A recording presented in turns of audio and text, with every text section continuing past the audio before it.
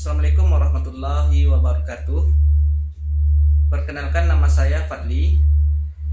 Dalam video ini saya akan membahas salah satu contoh organisasi sektor publik yang ada di domisili saya, yaitu di Kecamatan Kuranji, Kota Padang. Saat ini saya juga bekerja di kantor kecamatan tersebut, sehingga saya bisa mengamati langsung proses perubahan yang terjadi di dalamnya. Kecamatan Kuranji adalah salah satu wilayah administratif di Kota Padang yang memiliki peran penting dalam penyelenggaraan layanan publik, seperti pengurusan dokumen kependudukan, perizinan, dan koordinasi kegiatan masyarakat. Selama bekerja di kantor Camat Kuranji, saya melihat adanya perubahan signifikan, terutama dalam hal digitalisasi pelayanan. Kini berbagai layanan administratif bisa diakses secara online, lebih cepat dan efisien.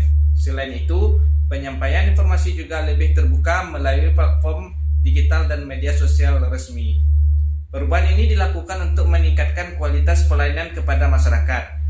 Faktor-faktor seperti perkembangan teknologi, kebutuhan masyarakat akan layanan cepat, serta arahan dari pemerintah pusat mendorong kantor kami untuk terus berbenah dan berinovasi. Kantor Camat Kuranji perlu melakukan perubahan untuk meningkatkan kualitas pelayanan publik agar lebih cepat, efisien, dan sesuai dengan kebutuhan masyarakat yang semakin dinamis. Menyesuaikan diri dengan perkembangan teknologi, digitalisasi pemerintahan yang menjadi tuntutan reformasi birokrasi. Membangun kepercayaan masyarakat melalui pelayanan yang transparan dan akuntabel. Merespon perubahan sosial dan kondisi darurat, seperti yang terjadi pada pandemi COVID-19 yang menuntut pelayanan bisa diakses secara daring. Faktor-faktor yang mendorong perubahan yaitu yang pertama yaitu perkembangan teknologi informasi. Munculnya sistem digital mendorong organisasi beralih dari manual ke online demi efektivitas dan efisiensi. Yang kedua, tuntutan masyarakat ini. Masyarakat ini mengharapkan pelayanan yang lebih cepat, transparan, dan tidak berbelit-belit. Yang ketiga, kebijakan pemerintah pusat. Program reformasi birokrasi, sistem pemerintahan berbasis dengan elektronik, dan pelayanan publik digital, mendorong semua instansi pemerintah termasuk kecamatan untuk bertransformasi.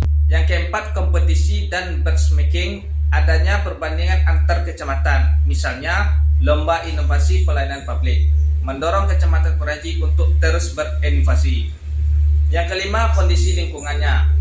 Pandemi COVID-19 menjadi momentum percepatan pelayanan berbasis daring untuk menjaga keselamatan dan kenyamanan masyarakat. Perubahan dilakukan bukan sekedar mengikuti tren, tetapi untuk menjawab kebutuhan masyarakat dan menjalankan pemerintahan yang modern, efisien, dan adaptif. Tanpa perubahan, organisasi akan tertinggal dan kurang relevan dalam melayani masyarakat. Model diagnosis yang saya gunakan adalah model analisis bidang kekuatan atau force file analysis. Menurut Kurs Lewin, model ini cocok karena sederhana, praktis, dan sesuai dengan kondisi organisasi sektor publik seperti kecamatan yang sering menghadapi tekanan dari berbagai arah, pemerintah, masyarakat, serta keterbatasan internal. Cara kerja model ini menganalisis dua kekuatan.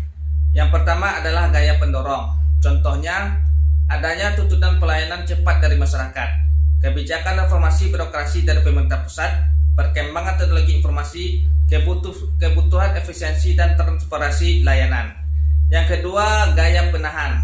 Contohnya, sebagai ASN, belum meleknya digital, budaya kerja lama yang kaku dan birokratis, keterbatasan anggaran untuk pengadaan sistem digital. Model ini membantu pimpinan kecamatan memetakan kondisi real, lalu menyusun strategi perubahan yang bertahap dan realistis. Cocok untuk organisasi pelayanan publik yang sedang berproses menuju digitalisasi dan peningkatan mutu layanan.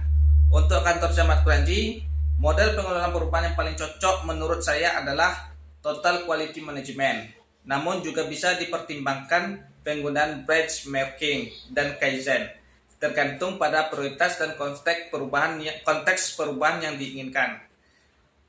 Total Quality Management cocok untuk digunakan karena berfokus pada peningkatan kualitas secara berkelanjutan dalam semua aspek organisasi, termasuk pelayanan publik. Dalam konteks kantor Camat Kuranji, model Total Quality Management akan mendorong pelayanan yang lebih efisien dan berfokus pada kepuasan masyarakat. keterlibatan semua pihak dari pimpinan kecamatan hingga staf untuk berperan dalam meningkatkan kualitas. Proses evaluasi dan perbaikan yang terus-menerus seperti pelatihan pegawai, perbaikan sistem layanan, dan feedback dari masyarakat. Pemecahan masalah secara sistematis untuk peningkatan keandalan dan transparansi dalam setiap layanan yang diberikan. Total Quality Management sangat cocok untuk organisasi sektor publik yang ingin memperbaiki kualitas efisiensi layanannya, serta berkelanjutan, serta meningkatkan kepuasan masyarakat. Namun jika kecamatan ingin melakukan evaluasi dan perencanaan strategis jangka panjang,